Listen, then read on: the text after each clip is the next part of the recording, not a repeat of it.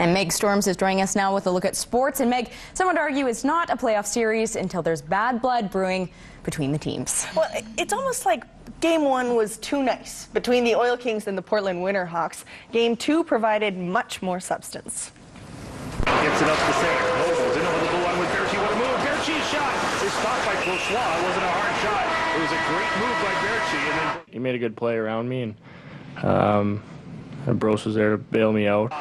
Those two were going at it all night. Two star players in Sven Barchi and Mark Pesic are bound to get on each other's nerves in a best-of-7 series. Our guys got a little bit caught up in the chirping between the benches, and we kind of lost our focus a little bit. I think everybody's trying to get under each other's skin, and just some chirps here and there. We were worried too much about that and not so much worried about playing hockey. Must have made for an interesting charter this morning. Both teams are on the same plane to Portland for Game 3 Sunday. Darcy Seaton will be there covering Games 3 and 4. More playoffs for Edmonton fans. The Rush in Calgary for their first game of the postseason. This format is simple. Win and move on. Lose and you're out. They're facing the best team from the regular season. Sean Williams dishes off to Ryan Ward, and he bangs it home to give the Rush a 4-1 lead in the first. In the second, Rush still leading 9-4 now. Jeff Shatler takes matters into his own hands, runs it all the way in, and he scores. Roughnecks down by 4. It was just one of those days for Calgary. Mike Poulin goes to play the ball, but he scores on himself. Good timing for an off day by the best team. So the Rush move into the West Final with a huge 19-11 upset over the Roughnecks. They will travel to Minnesota next Saturday to face the Swarm. Canada facing the U.S. in the World Hockey Championship. The States haven't beaten Canada in this tourney since 2001. Midway through the first, already 1-0 U.S. Duncan Keith stopped, but John Tavares puts the rebound away. Tie game now in the second. Jay Bouwmeester, long stretch pass to Tavares, drops it back for Jeff Skinner. Canada goes up 2-1. A few minutes later, Andrew Ladd trips up Bobby Ryan. U.S. on the power play. Already can't take a shot. There's a shot from Johnson. Scores. Tied at 2 in the third, Canada now with a man advantage. Ryan Nugent-Hopkins with a weak pass attempt, knocked down by Patrick Dwyer. The U.S. break out, battle behind the net. Not the best moment for the Nuge. U.S. up 3-2. Evander Kane would even it up. Now under 4 to go. Dwyer's shot knocked down, and Nate Thompson slips one past Cam Ward. 4-3 U.S. Under 2 to go in regulation. U.S. fail a clearing attempt. Duncan Keith ties it up again. We need extra time. Canada takes a delay of game penalty. U.S. on the power play. It's Jack Johnson shooting through traffic, beats Ward, his second of the game, and it wins it 5-4 your final. Canada faces France next on Monday morning.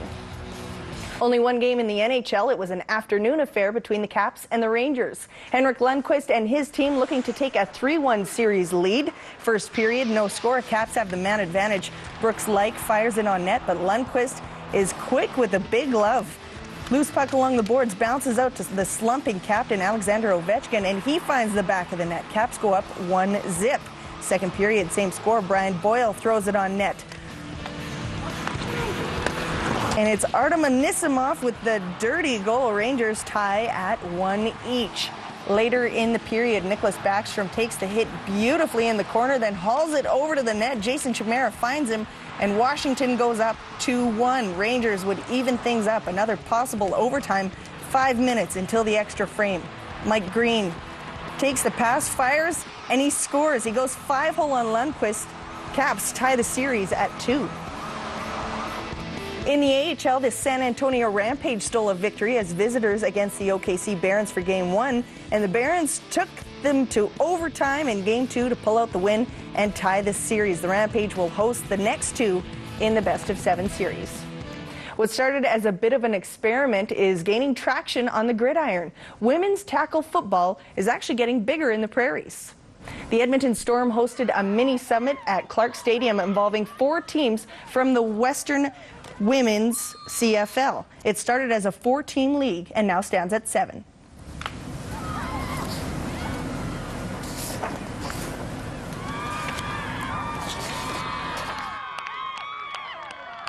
We were talking about getting a league going a couple of years ago, and now we're 7 teams strong for 2012, which is fantastic. And it looks like we're going to be probably having another 3 teams join us in 2013.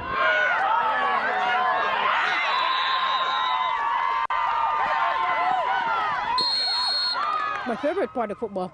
The camaraderie amongst teammates, right? We get to do a lot together and hang out together.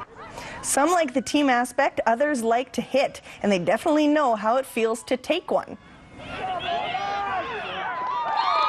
I got hit pretty hard and heard the huge pop that the pads make and hit the ground, and I got back up and I was like, that was pretty awesome. I don't feel a thing. I'm like, okay, I can do this.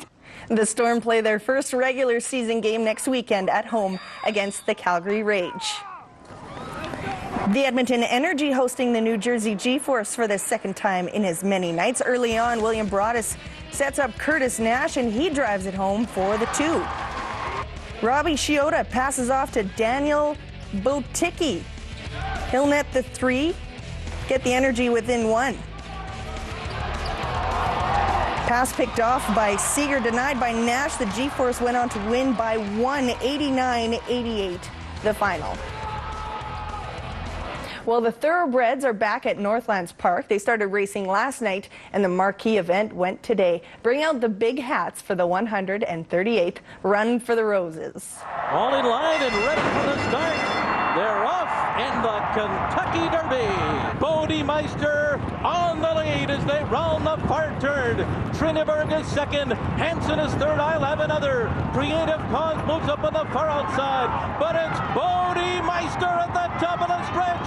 And Bodie Meister's got a 5-length lead. I'll have another on the outside. Now is moved into second. And then down toward the outside, Creative Cause. Bodie Meister holding on to the lead. I'll have another. On the outside is closing in. I'll have another. Collins, Bodie Meister. Dollahan on the far outside. Here's the wire. I'll have another. Has won the Kentucky Derby. Jockey Mario Gutierrez guided the 3-year-old colt to a victory in his first Derby appearance. The Canadian-owned thoroughbred went off at 15-1 in the opening leg of the Triple Crown. Good on them. That's great. I wonder who comes up with these names, though. It's got to be a job unto itself. It was actually, the owner was saying that it was because his wife puts out cookies and then he says, I'll have another. There you go. Love it. Thanks very much, Meg. We'll be right back.